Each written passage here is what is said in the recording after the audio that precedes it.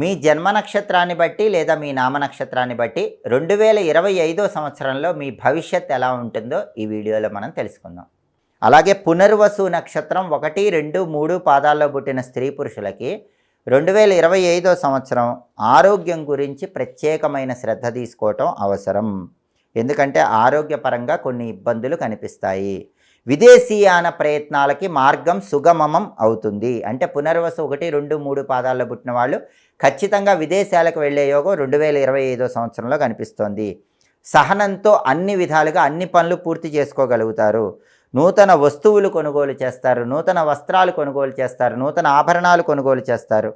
Printing రంగంలో ఉన్న వాళ్ళకి పునర్వసు 1, 2, 3 పాదాల వాళ్ళకి 2025 రాజయోగం అని చెప్పాలి. అలాగే పునర్వసు 4వ పాదంలో పుట్టిన వాళ్ళు స్త్రీ పురుషులు 2025లో విదేశీయాన ప్రయత్నాలు అనుకూలిస్తాయి. కుటుంబంలో అనుకోకుండా కలహాలు ఏర్పడే సూచనలు ఎక్కువగా ఉన్నాయి, తస్మాత్ జాగ్రత్త. పునర్వసు 4వ పాదంలో పుట్టిన స్త్రీ పురుషులు 2025లో కుటుంబ సభ్యులతో గొడవలు రాకుండా జాగ్రత్త పడండి. అనారోగ్య భావనలు పెరుగుతాయి, అనారోగ్య బాధలు అధికమవుతాయి. ఆరోగ్యం పట్ల ప్రత్యేకమైన శ్రద్ధ వహించాలి. ఆకస్మిక ధన ప్రాప్తి యోగం ఉంది. ధనలాభం మాత్రం ఆకస్మికంగా పునర్వసు 4వ పాదంలో పుట్టిన వాళ్ళకు ఉంటుంది. అలాగే తరచూ ప్రయాణాలు చేయాల్సిన పరిస్థితి ఉంటుంది.